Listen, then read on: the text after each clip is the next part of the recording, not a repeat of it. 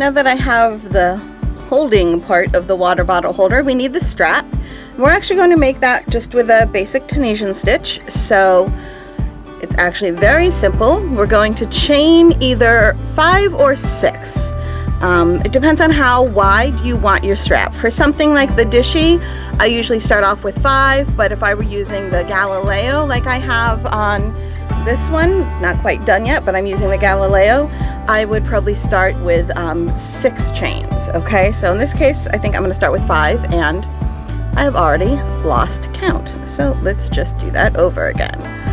1, 2, 3, 4, 5. Now what you want to do is look at the bottom bumps of your chains. You're going to skip the first one.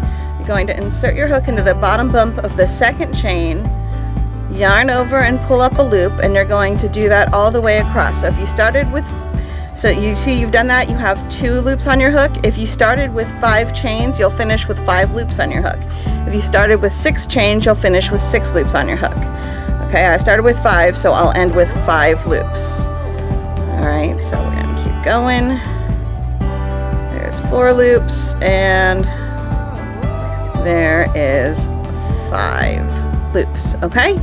So now we're doing the return pass of our first row, and we're just going to yarn over and pull through 1, so essentially we're making a chain.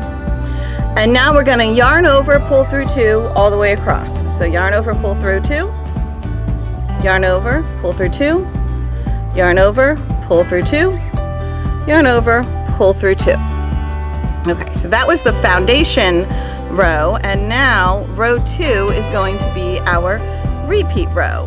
And I'm going to change colors every row, which means that last yarn over, pull through, I'm actually going to do with the next color. So here is my next color. Make sure I'm actually holding on to the end attached to the yarn, not the end that is going to end soon. Okay, so redoing that last yarn over, pull through.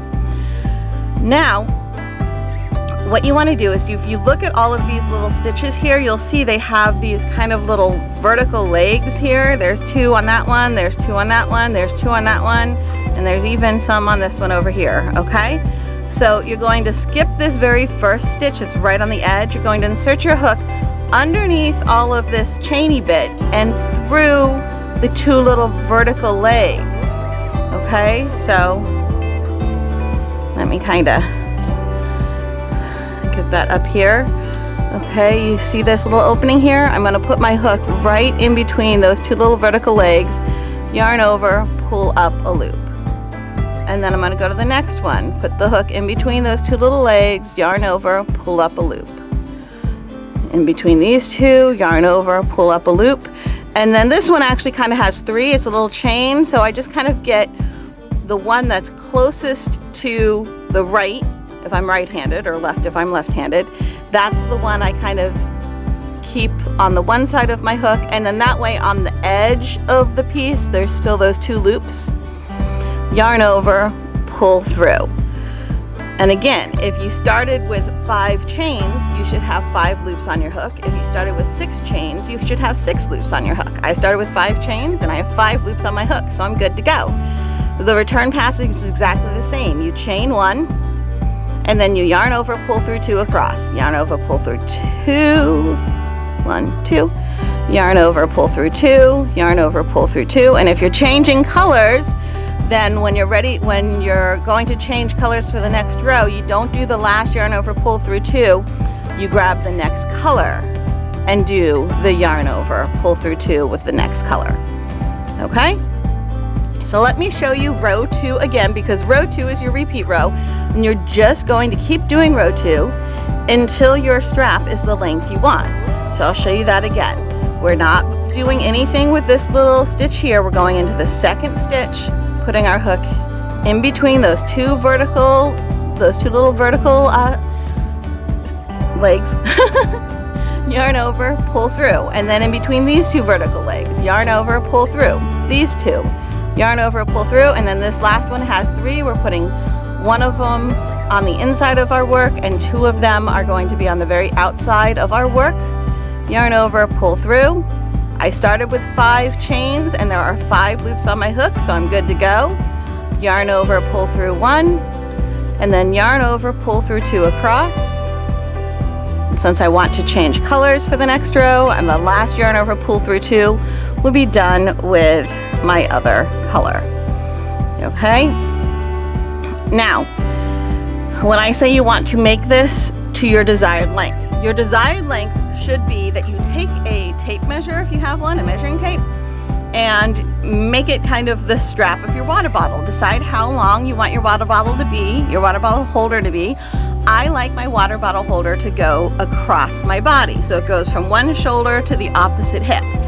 And so just take your little measuring tape and wrap it like it's the hook and see how long you want it to be. And that's how I determine how long my strap should be. Now I take that strap length, I add 2 inches to it because we're going to, you'll see how we fold it over. And then that is the final measurement for my strap. So over here I have the strap for this yellow piece that I've already made. When I measured it, I stretched it because it's going to get stretched really a whole lot because of the weight of a full water bottle. So what I actually did was I figured out the half measurement because this is really long. And let's say the half measurement, if I had put it around and said, okay, well, I need it to be 24 inches, but then I need to add the 4 inches for the foldovers that you'll see in a minute, that makes 28, right? So I need the whole strap to be 28. And that would be a really short person, but oh well. Then what I would do is fold the strap in half and stretch it really tight and get it to half that 28 measurement, which would have been 14, okay? Honestly, you're gonna be closer to like 50 to 60 inches is really what you're going for. So when you fold it in half, you're gonna be somewhere between like 25-ish to 30, okay? So you measure it stretched really tightly because your water bottle is, when it's full, is going to stretch your strap. Once you've done that and you have the length you want, I just end when I finish one of the rows, okay? I ended with a repeat of row 2, and I didn't do the fancy little ending for Tunisian crochet because it's not necessary for this particular piece that we're making. Okay, so, and you want to leave yourself long tails at the beginning and the end because you're going to use them to do some sewing. You really only need 1 long tail at the beginning and 1 long tail at the end, but since I had 2 colors, I have 2 of them. Now what you do is you take your little tail and you just toss it through one of these holes. See, here's my little water bottle holder. I'm tossing it from the outside of the water bottle holder to the inside, right through. Folding it up 2 inches, okay, and safety pinning it. And then I'm just going to kind of follow it along so I make sure I don't get a twist in it. Okay, get the other end, go to the opposite side of my water bottle holder, wrap it around, fold it up about 2 inches, and again, so 2 inches and 2 inches equals 4 inches. That's that extra 4 inches we added on. Grab another safety pin it on. And then what I'm going to do is I'm going to get the water bottle that I'm putting in here. I'm going to fill it with water, and I'm going to have the child I made this for put it on and see if it's the right length. If it's too short, I'll just, you know, move this, I'll undo the safety pins and move this down to give a little more length. And if it's too long, I'll take the safety pin off and, you know, move this up to make it shorter.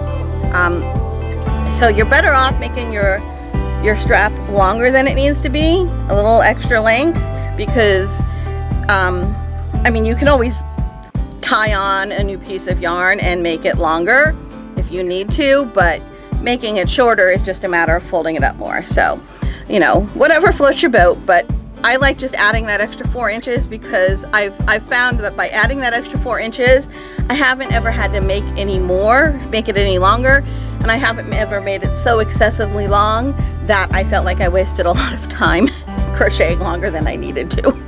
All right, so there you go.